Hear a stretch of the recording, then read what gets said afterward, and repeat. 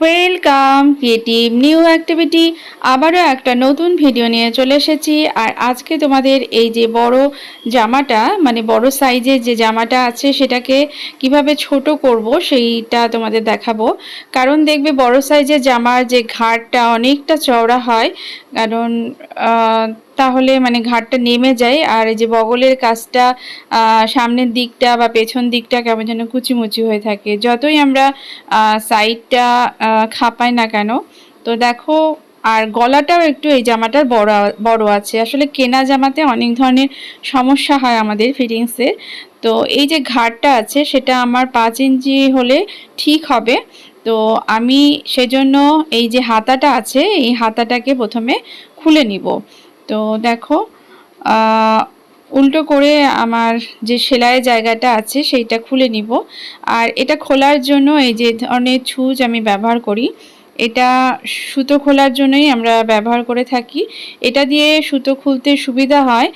আর এটা দিয়ে যদি সুতো খোলা যায় তাহলে কিন্তু মানে সেলাইয়ের জায়গাটা ছিঁড়ে যাওয়ার ভয় থাকে না। তো তোমরাও মানে এই ধরনের ছুঁচ একটা কিনে নিতে পারো, ছুঁচের দোকানেই পাওয়া যায় এটা। মানে যেখানে সুচ সুতো সব রকম জিনিস পাওয়া যায় সেলাইয়ের, সেখানে কিন্তু পেয়ে যাবে। তো দেখো আমার এটা খোলা হয়ে গেল। আর তারপরে আমি মাপ নিয়ে নিচ্ছি। আমি যেহেতু 5 ইঞ্চি করব ঘাড়টা, তো 5.5 ইঞ্চি আমি এখানে পর্যন্ত দাগ দিয়ে নিলাম। ঘাড়টা রেখে আমি বাকি যেটুকুন আছে সেটা কেটে নিব। তো হাতটা এখনো লাগা আছে, কারণ ইন্টারলক করা আছে যে সেলাইগুলো যাতে বেরিয়ে না যায়। মানে যেহেতু এটা সিনথেটিক কাপড় মেশানো আছে, তো সেজন্য একটু লাগানো আছে। তো আমি প্রথম সেলাইটা খুলে নিয়েই এটা কিন্তু মানে দাগ দিয়ে এটা কেটে নিচ্ছি। তো পরবর্তীতে আমি ওই সেলাইটাও ইন্টারলকের যে সেলাইটা আছে সেটাও খুলে নিব। তো দেখো এটা কাটার পরে দেখো যে আমার যে পোর্শনটা আছে তার সামনের দিকটা আমি একটু হাতা লাগানোর জন্য যেরকম নিয়ম মাফিক একটু কেটে নিতে হয়, 1/2 ইঞ্চি মতো নিচের দিক থেকে। তো সেটা আমি একটুখানি কেটে নিচ্ছি যাতে ফিটিংসটা ভালো হয়। এরকম করেই কিন্তু মানে কাটতে হয়। তো আমি এটা কেটে নিলাম। তারপরে আমি হাতাটাকে জোড়া দিব। তো হাতা লাগানোর ভিডিও তোমাদেরকে অনেকবার মানে আমি দেখিয়েছি, আমার চ্যানেলে গেলে তোমরা পেয়ে যাবে। তো আমি এখানেও তোমাদের দেখাবো মানে কিভাবে আমি হাতাটা লাগাচ্ছি খুব সহজেই। তো এখানে আমি হাতাটা লাগিয়ে নিব। তার আগে আমি এই যে গলার কাজটা মানে গলাটা যেহেতু বড় আছে, তো সেই বড় গলাটাকে কিভাবে ছোট করছি, খুব সহজ পদ্ধতিতেই করছি, কারণ এখানে আর বেশি কিছু ঝামেলা আমি করতে চাই না। কারণ এই গলাটা আসলে সামনের দিকটাই বড়। তো আমি এখানে জাস্ট এটাকে চেপে দিব ঘাড়ের কাছটা। তো যতটা মানে মোটামুটি আমার 1-1.5 ইঞ্চি হলে পরে, 1-1.5 ইঞ্চি না, ঠিক 1-1.5 আঙ্গুল বলতে গেলে। তো আমি এখানে চেপে দিব, এইরকমভাবে ধরে নিয়েছি। তারপরে এটাকে সেলাই করে দিব। তো সেলাই করার জন্য আমাকে যেখানটা মানে মানে গলার কাছটা তো চেপে দিব, কিন্তু ঘাড়ের আস্তে আস্তে উপরের দিকে নিয়ে চলে আসব। একদম পুরোটা একই সমানভাবে কিন্তু চাপানো যাবে না, তাহলে কিন্তু দেখতে খুব বাজে লাগবে। এই দেখো কোনাকুনিভাবে আমি এটা চেপে নিয়েছি। তো তাতেই দেখবে যে গলাটা বেশ সুন্দর মানে হয়ে গেছে, মানে ছোট হয়ে গেছে। আর এবার আমি হাত লাগাচ্ছি। তো হাত লাগানোর জন্য এই দেখো নিচের জায়গাটা খুলে নিয়েছি জোড়া দেওয়ার জন্য, সেলাই করার জন্য। আর তারপরে এটাকে এই যে মাঝামাঝি অংশটাকে ধরে, দুটোরই মাঝামাঝি অংশকে ধরে নিয়ে এরকমভাবে পিন আপ করে দিব।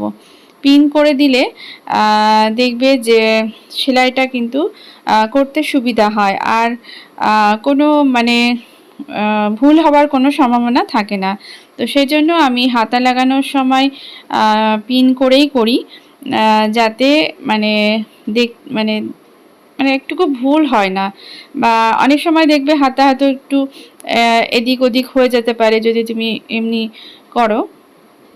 তো এইভাবে করবে, দেখবে ঠিকঠাক হবে জিনিসটা।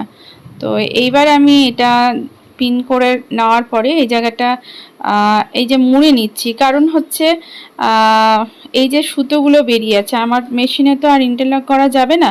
তো এখানে আমি এরকমভাবে এটা মুড়ে নিয়ে সেলাই করে নিব। তো তাতে কি হবে, সেলাইগুলো বেরিয়ে যাবে না, এই যে সুতোগুলো, মানে এই দেখো এইভাবে মুড়ে নিয়ে আমি সেলাইটা করব। মানে জামার সাইজটা তো অনেকটাই বড় আছে, তো সেজন্য আমার কাপড়ের তো অভাব নেই, সেজন্য এখানে মুড়তেও অসুবিধে নেই। তো আমি এটাকে মুড়ে নিয়ে সেলাই করে নিব, তাহলে সে সুতোগুলো বেরোবে না। তো এই জন্যই আমি এরকম পদ্ধতি করে নিয়েছি। তো দেখো, এই দেখো, আর এটা হয়ে গেল। তো বগলের কাছটা যেখানে আমি জোড়া দিয়েছি সেটা তো এরকম খোলা আছে। তো এবার আমি হাতা থেকে শুরু করে নিচ পর্যন্ত সেলাই করে নিব যতটা চাপাতে হবে। তো এই দেখো, দেখলে ঘাটটা কতটা মানে ছোট হয়ে গেছে। এই নিচের জায়গাতেও আমি এইভাবে আস্তে আস্তে কোনাকুনি করে মানে চাপিয়ে নিব। মানে পুরোটা যতটা চাপাতে হবে ততটা তো চাপাবো, আর নিচের দিকটায় কোনা কাজটা এসে ছেড়ে দিব, এই যে এরকমভাবে। তো এইরকমভাবে চাপালে পরে দেখতে ভালো মানে বাজে লাগবে না। তো আমার মানে বডিটা খুব বেশি চাপাতে হবে না, এরকম চাপালেই হয়ে যাবে। তো আমি এটা রেডি করে নিলাম। তো এতে দেখতে পাচ্ছ যে এই যে ঘাড়টা করেছি, চাপিয়েছি, তো যেহেতু আমি এটা কোনাকুনি করে চাপিয়েছি, তো দেখো গলাটা ছোট হয়েছে কিন্তু ঘাড়টা কিন্তু ঠিক আছে।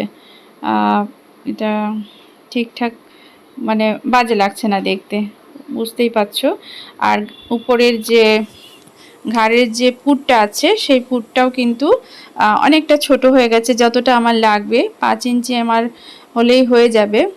দেখবে ঘাড়ের এই জায়গাটা, পুটের এই জায়গাটা যদি বেশি হয় তাহলে কিন্তু ঘাড়ের কাছেটাও যেন নেমে যায়, ওই যে হাতা আর ঘাড়ের যে জোড়াটা আছে সেই জায়গাটা কিন্তু নেমে যায়, তখনও দেখতে খুব বাজে লাগে যতই তুমি বডি খাপাম না কেন। তো এক্ষেত্রে দেখো কোনো অনেকটা সুন্দরভাবে এটা জোড়া লেগে গেছে, হাতাটাও কোনো খারাপ লাগছে না দেখতে, অনেকটা ছোট এখন হয়ে গেছে। তো এইভাবেই আমি আমার এই জামাটাকে ঠিক করে নিলাম।